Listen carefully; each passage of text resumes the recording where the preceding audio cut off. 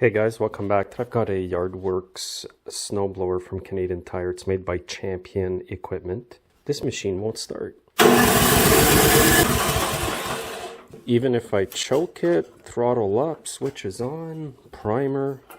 It's almost new, so all I'm going to do here is put a new spark plug, the equivalent of NGK BPR 6ES, Champion RN9YC. Now, will this thing start with a new spark plug?